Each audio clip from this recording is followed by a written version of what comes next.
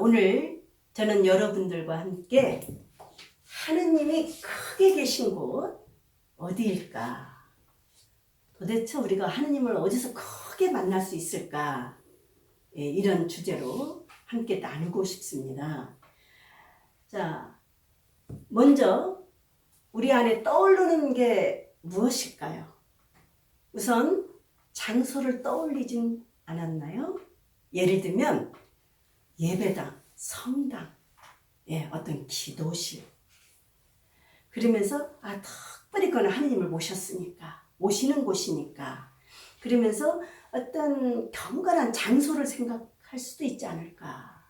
아마 작게 크게 좀 있을 것 같습니다.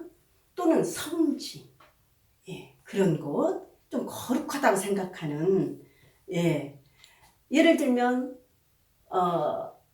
성지순례 가서도 더더욱 하나님을 크게 만나고 왔다, 이런 자부심도 가질 수 있겠죠. 이런 경건한 어떤 장소를 강조하자면, 또는 어떻게 또 시간도 우리가 또 그런 생각을 가지지 않을까요? 예를 들면 내가 막 아침에 새벽에 일어나서 막 목욕제개하고 기도를 드려요.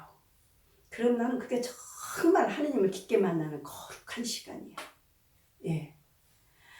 또 조용하고 막 침묵 중에 그러면서 시간을 가질 때 내가 하느님을 풍성하게 만난다. 이런 내 어떤 심리적인 어떤 만족도 있을 수 있겠습니다.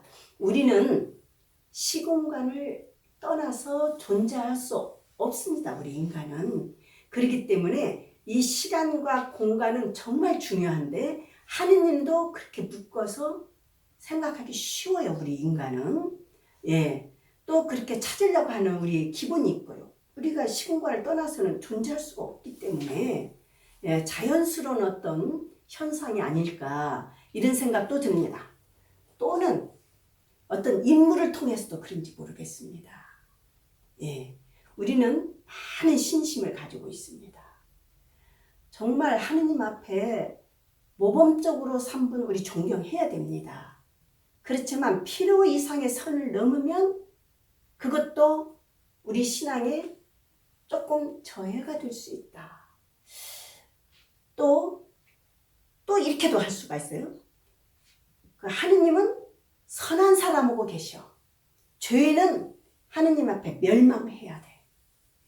당연하지. 우리 인간들도 그러는데 하느님은 더더욱 거룩하신 분이니까 착하고 선한 분한테 계시지, 하느님이.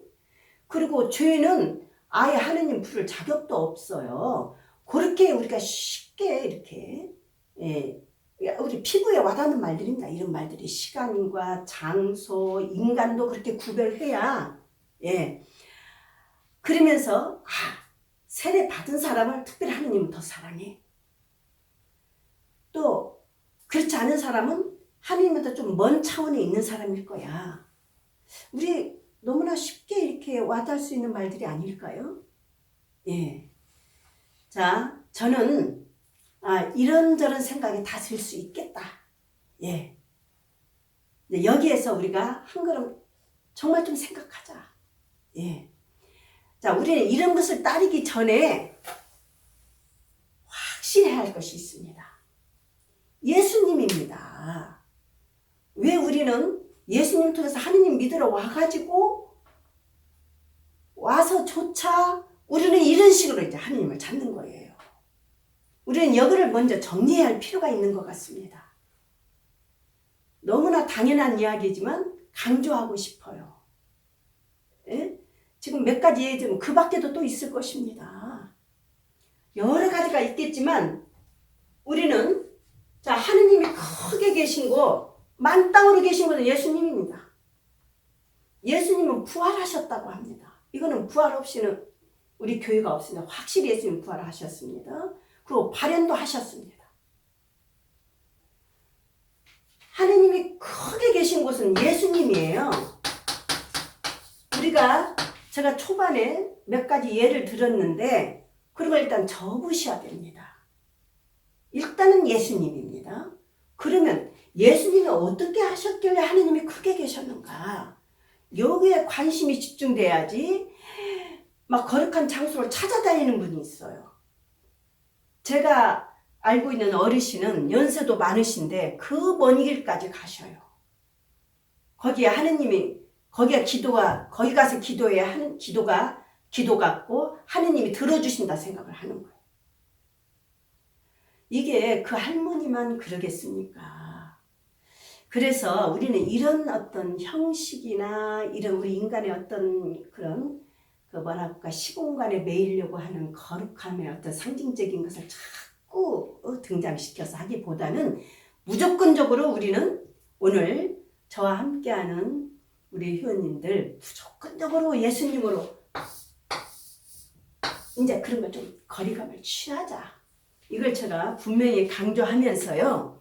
그러면 예수님이 가장 하느님을 잘 드러냈고 크게 계셨던 거예요. 그러면 예수님을 어떻게 합니까? 가르침과 삶, 그분의 행적을 통해서 그러면 그분의 인격도 드러나고 그걸 통해서 우리가 하느님이 크게 계신 거예요.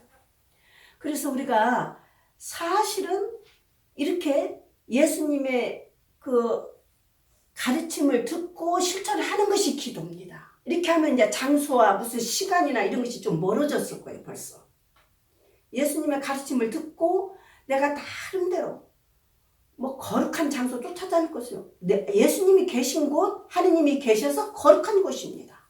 거룩한 시간이 됩니다. 그러면 진짜 기도죠. 그래서 어쩌면 내가 생각하는 기도, 내가 생각하는 어떤 하느님이 아닐까. 예, 거기서부터 조금 이렇게 되면 아까 그런 너무나 당연하다 생각하는 것이 심각한 문제가 될 수도 있습니다. 예. 그래서 저는 예수님의 가르침, 삶, 그분의 행적 이런 걸 우리가 만날 수 있어요. 굳이 막 장소 쫓아다닌다고 주어지지 않아요. 그래서 저는 오늘 내복음서에서 예수님을 우리가 만날 수 있는데 다 할 수 없어요. 그래서 크게 계신 것이 뭐냐? 그 중에서도 저는 두 가지 말씀으로 이걸 여러분에게 제시하고 싶습니다. 보면 자, 마르코복음 9장 33절에서 37절입니다. 여기서도 분명히 크게 계신 것입니다. 우리가 생각하는 거룩한 사람, 선한 사람, 예, 아주 그냥 뭐라 할까? 그냥 맑은 물이 흐를 정도로 막 그런 사람들만이 예수님 주위에 있을 자격이 있을 것 같잖아요. 그래야 하느님 사랑받고. 하느님은 정말 우리 이 생각대로 움직이는 분이 아닙니다. 하느님은 자비스러운 분입니다. 예, 우리 편협한 우리 사람들이 그렇게 잣대를 대면서 하는 거거든요. 그걸 예수님은 전혀 아니게. 예, 제가 그 말씀을 한번 들어보십시오. 예, 하느님 앞에 누가 가장 큰 사람이냐? 그럼 벌써 답이 나오죠. 예, 자 34절, 35절에 보면 예, 첫째가 되는 것이다. 첫째. 하느님 앞에 보십시오. 예, 크게 계셔. 첫째. 첫째가 뭐냐? 예, 꼴찌 인생이 되는 것입니다. 종이 되는 것이다. 섬기는 잘난 사람이 아닙니다. 예, 무슨 거룩한 곳, 무슨 거룩한 시간 이런 것도 아닙니다. 예, 오히려 못난이라고 하는 그들 안에 하느님이 계신다. 크게 계신다. 예. 그러면서 뭐라 하냐면 이 못난이 어린이를 받아들이면 예수님을 받아들이고 거기에 하느님이 계신다. 크게 계신 거죠. 좀 납득이 되십니까? 어떻게 정반대로 받아들이고 싶지 않을 정도로 우리 생각이 우리는 지금 그런 혼란이 올 수 있어요. 정말 답은 예수님입니다. 예. 그 다음 또 한 가지 마태복음 25장도 보면 우리가 상상했던 거하고는 전혀 아닙니다. 마태복음 25장 말씀도 정말 그 별 볼 일 없는 사람, 하찮은 사람, 굶주리고 헐벗고 병들고 감옥에 있고 이 세상에 정말 그 뭐랄까 눈에 띄지도 않고 하찮은 사람, 별 볼일 없는 사람이거든요. 하느님의 축복을 받으면 저렇게 되면 안 되지. 헐을 할 정도로 그런 사람에게 내가 뭘 그들에게 받아들이면 그들에게 나눠주면 나에게 해준 것이다. 거기에 하느님이 계신다.